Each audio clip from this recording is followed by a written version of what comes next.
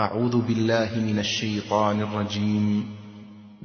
قل هذه سبيلي أدعو إلى الله على بصيرة أنا ومن اتبعني وسبحان الله وما أنا من المشركين.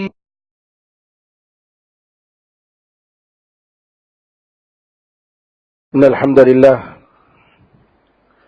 نحمده ونستعينه ونستغفره ونؤمن به ونتوكل عليه ونعوذ بالله من شرور أنفسنا ومن سيئات أعمالنا من يهده الله فلا مضل له ومن يضلل فلا هادي له وأشهد أن لا إله إلا الله وحده لا شريك له وأشهد أن محمدا عبده ورسوله. اللهم صل على محمد وعلى آل محمد كما صليت على إبراهيم وعلى آل إبراهيم إنك حميد مجيد. اللهم بارك على محمد وعلى آل محمد كما باركت على إبراهيم وعلى آل إبراهيم إنك حميد مجيد. أما بعد فإن خير الحديث كتاب الله وخير الهدي هدي محمد صلى الله عليه وسلم وشر الأمور محدثاتها وكل محدثة بدعة وكل بدعة ضلالة وكل ضلالة في النار. تمام تعریفیں اللہ تعالیٰ کے لیے ہیں جو سارے جہاں کا خالق، مالک اور اس کا پروردگار ہے. رحمتیں اور سلامتی ہو احمد مجتبی محمد مصطفیٰ محمد ابن عبداللہ پر جو سارے جہاں والوں کے لیے رحمت بنا کر بھیجے گئے. برادران اسلام، دختران ملت،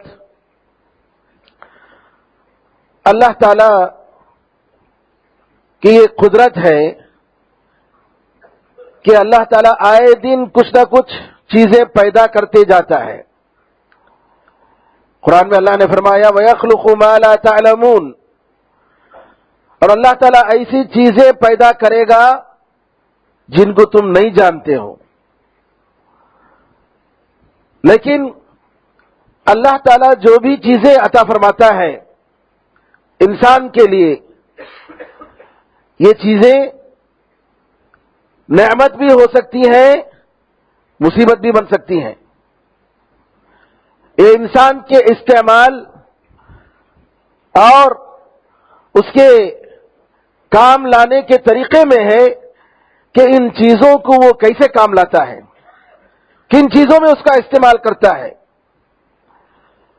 اگر ان چیزوں کو، ان وسائل کو، ان مخلوقات کو اللہ تعالیٰ کی رضامندی، اس کی خوشنودی حاصل کرنے میں، اس کی بہتر طریقے سے عبادت کرنے میں، اس کے حق بجا لانے میں اگر ان کا استعمال کرتا ہے تو واقعی یہ چیزیں اس کے حق میں نعمت ہیں.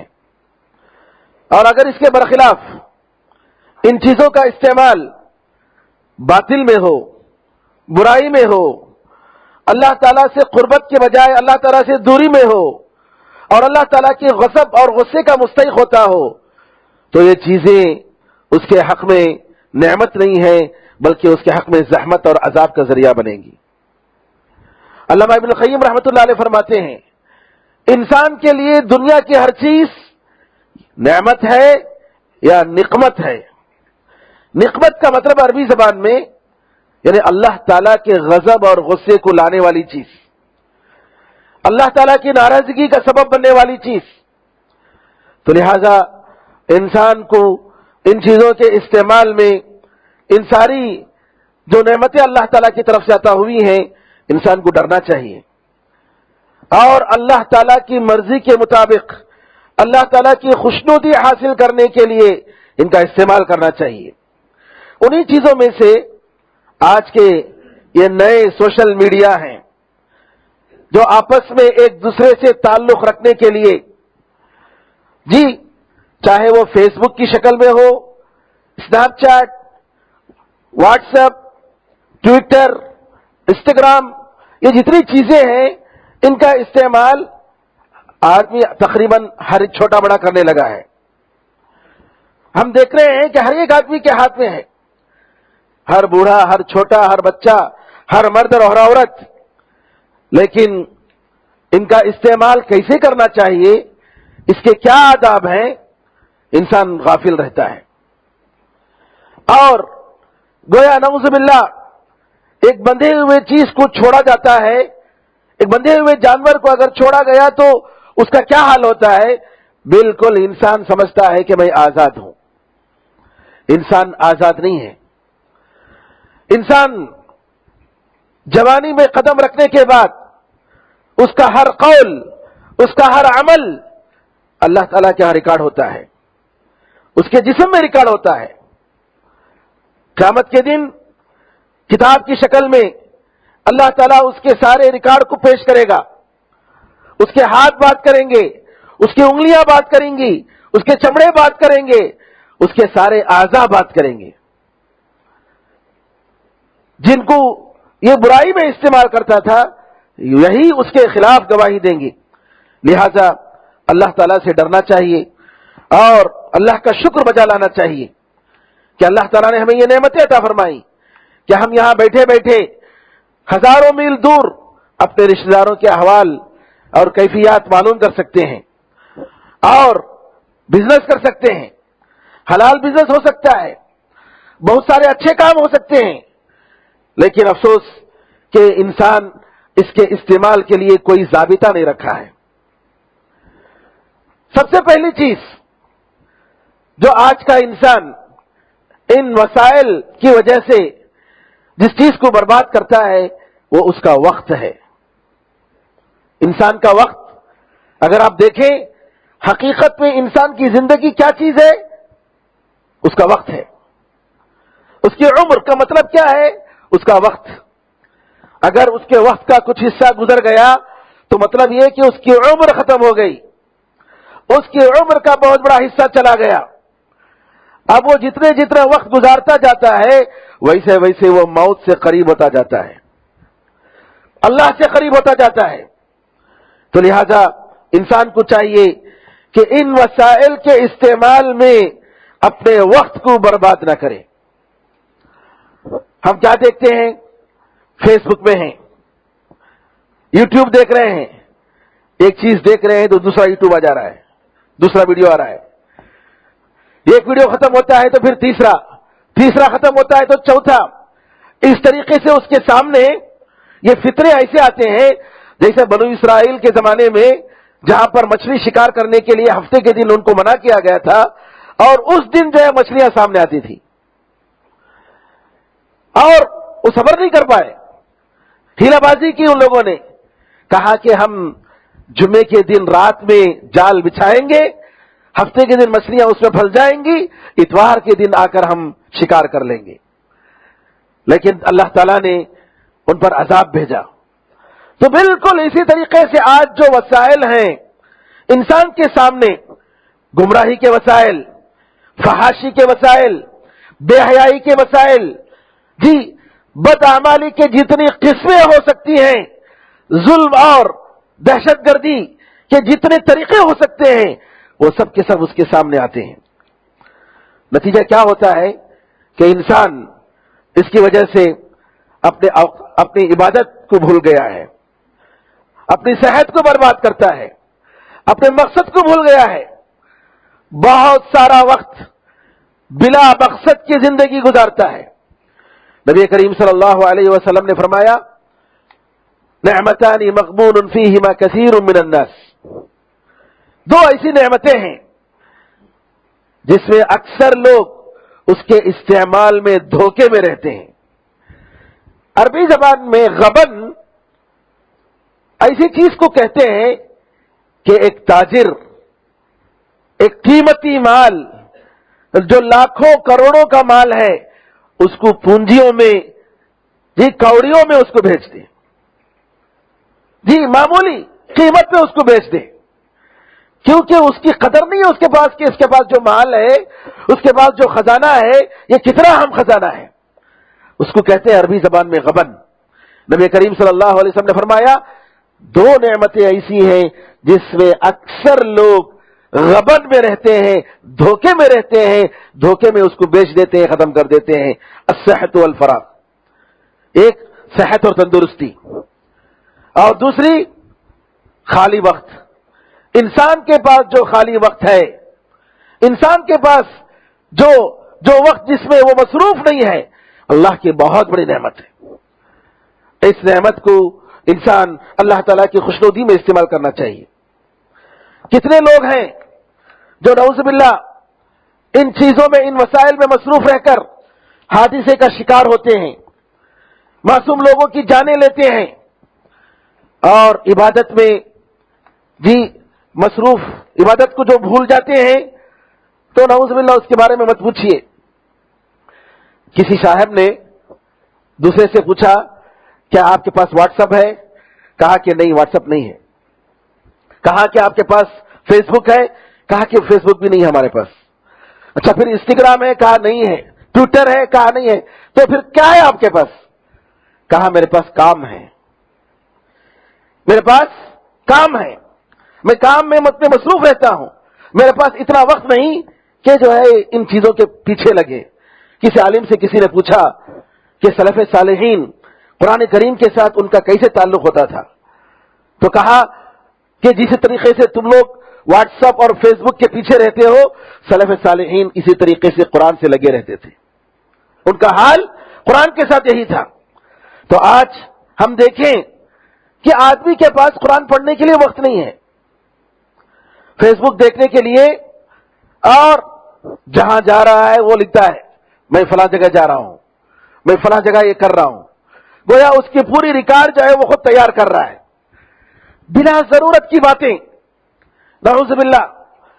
اور اسی طریقے سے اگر ان سے پوچھیں آپ کہ کیا آپ قرآن پڑھ رہے ہیں روزانہ؟ کہا وقت کا ہے ہمارے پاس قرآن پڑھنے کے لیے۔ اذکار، صبح و شام کے اذکار، وقت پر جو اذکار ہونے چاہیے، سو کر اٹھتا ہے تو سب سے پہلے دیکھتا ہے کہ واٹس ایپ میں کیا میسج آیا ہے، اذکار بھول گیا، سو کر اٹھنے کی دعا بھول گیا، اس کی توفیق نہیں ہوئی، سوتا بھی ہے تو واٹس ایپ دیکھتے دیکھتے اس کو نیند لگ جاتی ہے، ان چیزوں کو دیکھتے دیکھتے جو ہے نیند لگتی ہے، نتیجہ کیا ہوتا ہے؟ قرآن پڑھنے کی توفیق نہیں ہوتی، 3 قل پڑھنے کی توفیق نہیں ہوتی، دعائیں پڑھنے کی توفیق نہیں ہوتی۔ بلکہ آپ دیکھیں گے لوگ اعتکاف میں بیٹھتے ہیں، رمضان میں اعتکاف میں بیٹھتے ہیں، لیکن اعتکاف باقاعدہ واٹس ایپ میں ان سوشل میڈیا سے مصروف رہتے ہیں۔ اعتکاف کا مطلب ہی یہ ہے کہ آدمی مخلوق سے کٹ کر خالق سے جڑ جائے، خالق سے اپنا تعلق مضبوط کرے، مخلوق سے کٹ کر، جو کریشن ہے اس سے کٹ کر کریٹر جو خالق ہے اللہ تعالیٰ کے ساتھ اپنے تعلق، اللہ تعالیٰ کے ساتھ اپنے جو روابط کو مضبوط کرنے کے لیے اعتکاف ہے۔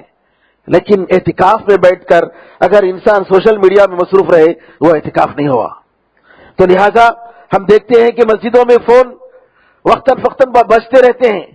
اب جس کے واٹس ایپ کا جو نوٹیفیکیشن آتے رہتا ہے نماز میں کھڑے ہوتا ہے، اب برابر واٹس ایپ کے میسج آتے رہتے ہیں، اب پتہ نہیں کیا کیا میسج آ گیا، اب وہ پریشان رہتا ہے۔ اب فوراً نماز ختم ہوتے ہی سب سے پہلے اس کو فکر ہوتی ہے کہ دیکھیں کیا ہوگا، کس کا میسج آیا، کس کا پیغام آیا، نعوذ باللہ۔ ہم دیکھتے ہیں کہ ان سوشل میڈیا کی وجہ سے آدمی غیر اہم معلومات، غیر صحیح معلومات، غلط معلومات کو پھیلاتا ہے، غلط معلومات سیکھتا ہے، اور لوگ بھی اب معلوم نہیں ہے جو میسج بھیج رہا ہے دین کے نام پر، حدیث کے نام پر، قرآن کریم کے نام پر، کس کا میسج ہے، بھیجنے والا کون ہے، بنانے والا شیعہ ہے یا دشمن اسلام ہے، کون ہے، کچھ بھی نہیں معلوم، آیا بڑھا دیا۔ ایک میسج تو دیکھا، اتنا لمبا میسج، تقریباً 2 صفحے کا میسج ہوگا، اتنا لمبا میسج، آخر میں لکھا ہے بخاری نے روایت کی۔ نعوذ باللہ، بخاری کیا کسی صحیح حدیث کی دوسری کتاب میں بھی حدیث نہیں ہو سکتی۔ تعجب ہوا مجھے، دیکھا تو آخر میں ایک ٹکڑا ہے 1 سطر سے بھی کم جو صحیح بخاری میں ہے، اور باقی جو 1 پیج یا 2 پیج کا جو پورا واقعہ جو اس نے نقل کیا ہے وہ جھوٹا واقعہ ہے. اب لوگ جن کے پاس علم نہیں ہے کیا کرتے ہیں, ارے یہ بخاری کی حدیث ہے, ارے یہ صحیح حدیث ہے, اور فوراً دیکھے بغیر فارورڈ کر دیتے ہیں. دیکھیے حدیث میں آتا ہے, نبی کریم صلی اللہ علیہ وسلم فرماتے ہیں اگر کوئی میرے طرف سے کوئی حدیث سناتا ہے, اس کے بارے میں اس کو گمان ہے کہ حدیث صحیح نہیں ہے, اسے گمان ہے, پھر بھی کیا کرتا ہے, سناتا ہے, آگے بڑھا دیتا ہے. کہا نبی کریم صلی اللہ علیہ وسلم نے وہ 2 جھوٹ بولنے والوں میں سے ایک جھوٹا ہے, وہ بھی ایک جھوٹا ہے. تو لہذا میرے بھائیوں, یہ اس طریقے سے جو غلط معلومات جو پھیل رہے ہیں اور علماء سے لوگ کٹ کر خود سے عالم بن جا رہے ہیں. جی فیس بک کا عالم, واٹس ایپ کا عالم, ٹویٹر کا عالم, ان چیزوں کا عالم, اور دین کا علم جہاں سے لینا ہے وہاں سے نہیں لیا ہے. نتیجہ کیا ہوتا ہے کہ نعوذ باللہ دین سیکھنے کے بجائے نعوذ باللہ اپنے دین کو وہ برباد کر رہا ہے, اور غلط غلط خیالات, باطل قسم کے خیالات سے متاثر ہوتا ہے. لہذا ان چیزوں کے خطرات سے ایک انسان کو محفوظ رہنا چاہیے. ان سوشل میڈیا کا ایک غلط فائدہ جو نقصان ہوتا ہے اس میں سے ایک یہ ہے کہ آپسی رشتہ داری کے تعلقات جو ہے کٹتے جا رہے ہیں. بستر پر بیوی ہے, شوہر ہے, اس کے پاس ایک فون ہے, اس کے پاس ایک فون ہے, جی وہ دونوں بازو رہتے ہوئے اپنوں سے دور ہیں, دوسروں سے قریب ہیں, جو دور ہیں ان سے قریب ہیں. بلکہ آپ دیکھیں گے کہ ایک گھر میں دوسرے کمرے میں بیٹا ہے, بات کرنے کے لیے اٹھ کر جانے کی تکلیف نہیں, یہاں سے فون کرتے ہیں, واٹس ایپ کے ذریعے فون کے ذریعے بھئی یہ کرنا ہے, اور سامنے بیٹھ کر بات کرنے کی توفیق نہیں ہوتی. دسترخوان میں بیٹھتے ہیں کھانے کے لیے اور ہاتھ میں جو ہے فون ہوتا ہے. بچے آتے ہیں اسکول سے, بچہ کہتا ہے کہ مجھے کل کام فلاں چیز چاہیے, اچھا بعد میں دیکھیں گے میں ذرا بزی ہوں. جی ہمارے اپنے حالات, ایک دوسرے کے حالات کو معلوم کرنے کے لیے ہمارے پاس وقت نہیں ہے, اور ہم نعوذ باللہ یہ سمجھتے ہیں کہ ہم یہ کام کر بہت بڑا کام کر رہے ہیں اور اپنی سوسائٹی کی بہت بڑی خدمت کر رہے ہیں نعوذ باللہ, جبکہ اپنے ہم سوسائٹی کو برباد کر رہے ہیں.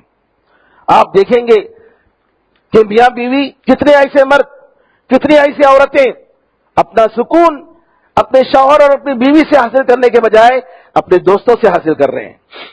جھگڑا ہو گیا, اختلاف ہو گیا, فوراً بیوی اپنے جو 2 سہیلیاں ہوتی ہیں ان سے ڈسکس کرتی ہے, شوہر سے دور ہو جاتی ہے. شوہر مسائل اس کے گھر میں ہیں تو کیا کرتا ہے, اس کے دوست و احباب ہیں ان سے بیان کرتا ہے, بجائے اس کے کہ اپنے حالات کو سنبھالے, اپنے خاندان کو بنائے, اپنے بیوی کی حالت کو سنبھالے. الٹا جو ہے نعوذ باللہ ایسی مصیبتوں میں پڑتا ہے. بلکہ ہم دیکھتے ہیں کہ نعوذ باللہ کتنے ایسے شادیاں ہیں جو برباد ہو گئی, کتنے بچے یتیم ہو گئے, کتنے بچے ماں سے باپ سے محروم ہو گئے. کیوں؟ ان وسائل کی وجہ سے. غلط تعلقات کیا ہے؟ وہ ہماری بہن ہے, ہماری بہن, اسلامی بہن, لیکن اسلامی بہن کا جو حدود ہونا چاہیے, جو لمٹ ہونا چاہیے, وہ لمٹ نہیں ہے. نعوذ باللہ ہم دیکھتے ہیں کہ بعض لوگ اپنے اس ایسے تعلقات جس کی وجہ سے ایک اجنبی عورت کے ساتھ جو بات نہیں کرنا چاہیے ایسی باتیں کرتے ہیں. مثال کے طور پر اللہ تعالیٰ نے حیا رکھا ہے, ایک اجنبی مرد اور عورت جب بات کرتے ہیں حیا ہونا چاہیے.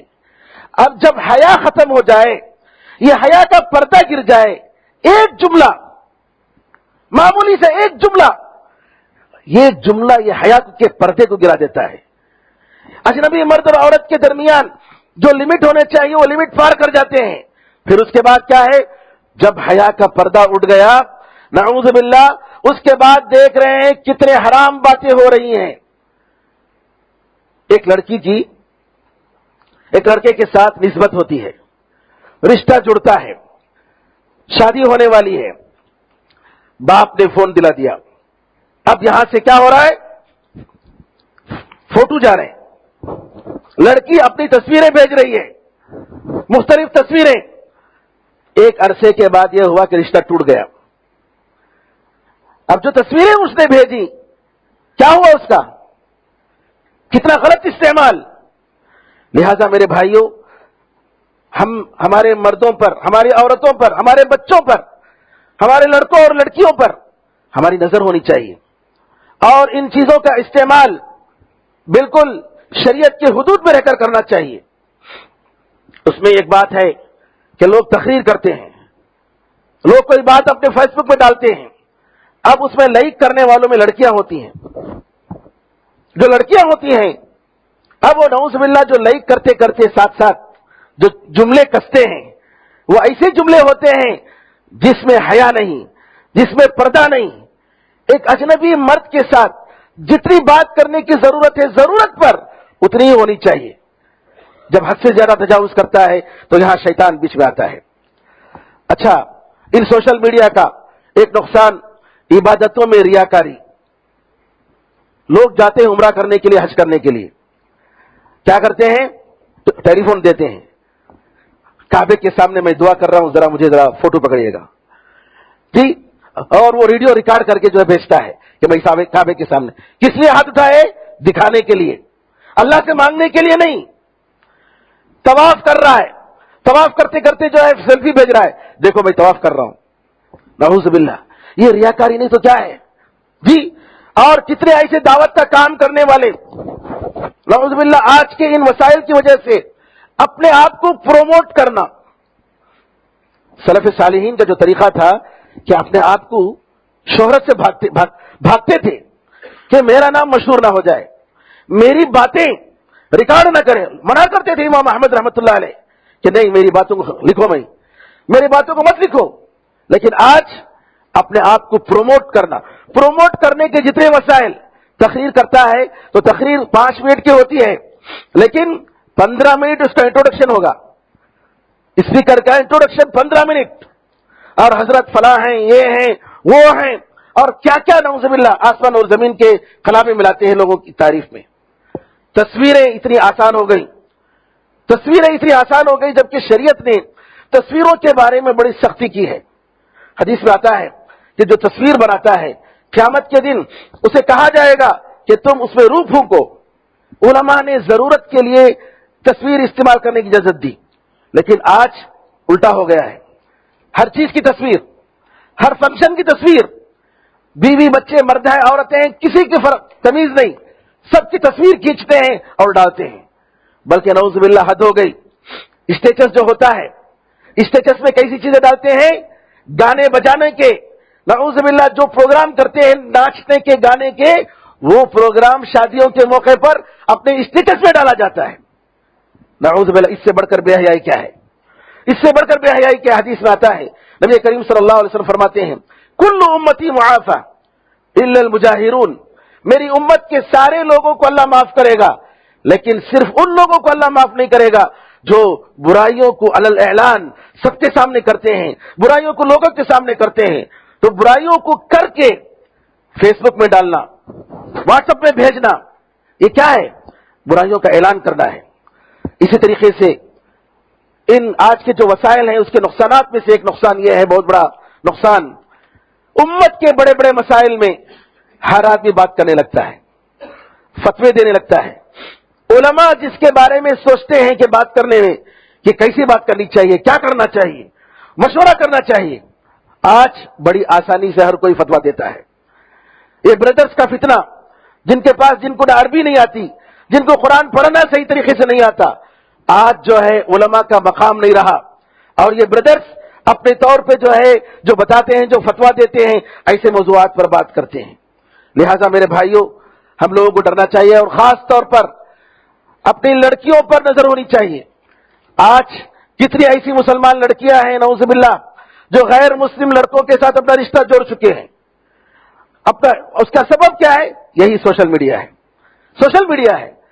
اور آدمی کہتا ہے کہ نہیں، میری بیٹی پر میرا بھروسہ ہے. بھروسہ ہونا چاہیے، لیکن میرے بھائیوں، یہ لوگ جوانی کے جذبات میں آ کر جو غلط فیصلے کر بیٹھتے ہیں، وہ مستقبل اپنا برباد کرتے ہیں، اپنی قوم کا نام برباد کرتے ہیں. لہذا ہمیں کوشش کرنی چاہیے کہ اپنے بچوں کو صحیح طریقے سے ان کی رہنمائی کریں، ان کو بتائیں کہ جو ہے ان کو کیا کرنا چاہیے، کیا نہیں کرنا چاہیے. اللہ تعالیٰ سے دعا ہے کہ اللہ تعالیٰ ہم سب کو ان وسائل کا صحیح طریقے سے استعمال کرنے کی توفیق عطا فرمائے. اللہ تعالیٰ کا خوف، اللہ تعالیٰ کی محبت ہمارے دل میں بٹھائے. اللہ تعالیٰ کی عبادت صحیح طریقے سے، بہتر طریقے سے اس کی عبادت کرنے کی اللہ تعالیٰ ہمیں توفیق عطا فرمائے. جب تک ہم زندہ رہیں، ایمان کے ساتھ زندہ رہیں، اور جب ہم بنے لا الہ الا اللہ کہتے ہوئے اس دنیا سے رخصت ہوں. آمین یا ارحم الراحمین. بارک اللہ لنا ولکم فی القرآن العظیم ونفعنا وإیاکم بالآیات والذکر الحکیم. انہ تعالی جواد کریم ملک بر رحیم ورب حلیم.